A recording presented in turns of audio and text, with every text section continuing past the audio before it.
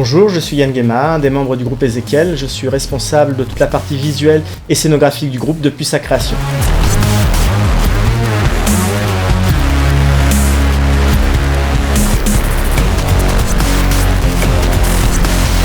Le projet Luxe vient s'inscrire en réaction aux travaux précédents d'Ezekiel. À travers des projets comme le Naphthalene Orchestra ou l'Ezekiel Extended, on a beaucoup travaillé sur des scénographies très figuratives et notre volonté était de faire table rase de toute cette période pour investir des nouveaux champs de recherche. J'avais très envie de travailler sur l'abstraction et pour cela la lumière s'est imposée comme le nouveau média à appréhender dans l'écriture de ce nouveau projet. L'idée pour cette tournée a été de fusionner les projections, la lumière et les musiciens. C'est la scène entière qui est devenue l'écran et qui en quelque sorte constitue l'image.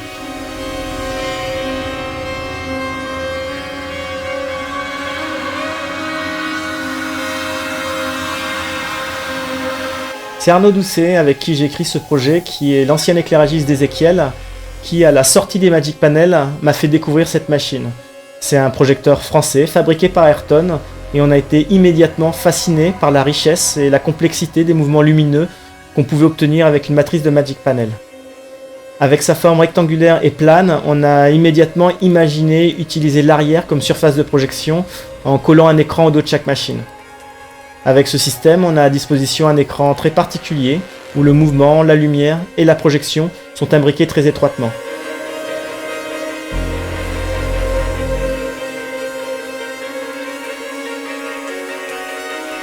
L'écran, qu'on a appelé le Magic Screen, en référence au Magic Panel, est constitué de 6 panières avec 8 projecteurs chacune. Chaque panière avoisine les 200 kg et la totalité avec le support dépasse les 1,5 tonnes.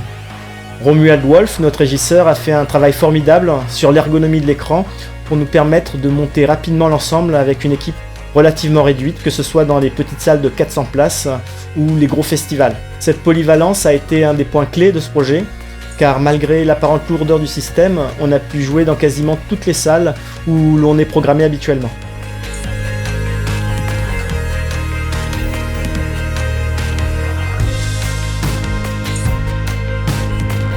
Nous utilisons également 3 billets en contre, placés de part et d'autre du mur, qui sont axés sur les 3 musiciens. Leur rôle est principalement de les éclairer. Nous avons aussi intégré 2 lasers, un placé en contre, derrière le mur, et l'autre en face.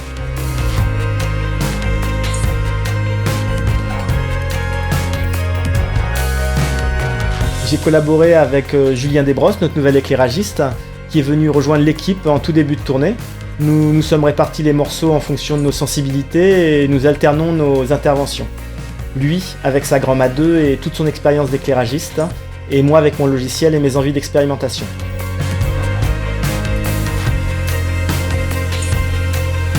C'est un binôme qui a particulièrement bien fonctionné, car il nous a permis, chacun à sa manière, d'explorer des pistes assez innovantes et surtout d'offrir au public des propositions scénographiques très variées d'un morceau à l'autre.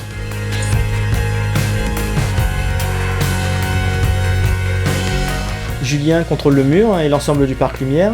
Quant à moi, j'ai aussi la main sur ce mur, mais également sur les lasers et les vidéoprojecteurs. Il n'y a pas de timecode, nous jouons tout en live.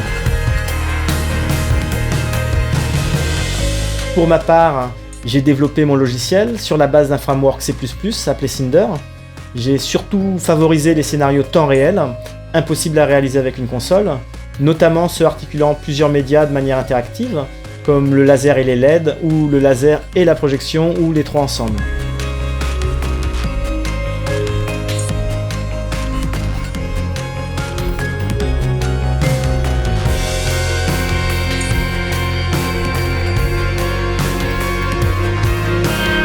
Les lasers sont calibrés en balance et utilisés en temps réel. Avec l'aide de la souris, je peux par exemple très précisément placer les tirs ou suivre un objet n'importe où sur scène.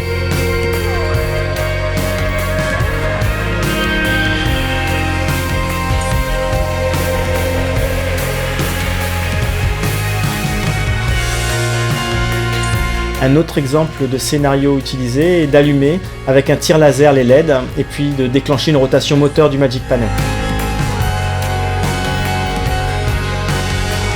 J'aime beaucoup travailler en temps réel et jouer avec les musiciens, c'est pour cela que j'accorde beaucoup d'importance à l'interactivité dans l'élaboration de mes logiciels.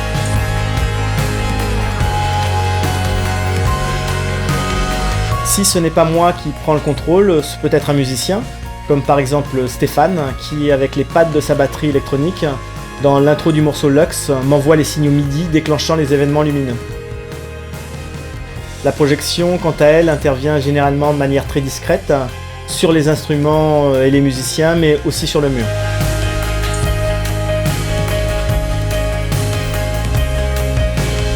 Il y a quelques tableaux où la projection et les lasers prennent le dessus pour stopper l'omniprésence de la LED. J'ai essayé également, avec plus ou moins de succès, la projection d'images figuratives, mais sur ce type de support c'est extrêmement délicat car il y a autant de vide que de plein et les raccords sont parfois problématiques pour la bonne compréhension de l'image. Pour conclure, c'était un beau challenge pour Ezekiel, dès le départ de rompre avec son esthétique musicale et scénographique. On peut considérer le projet comme très réussi.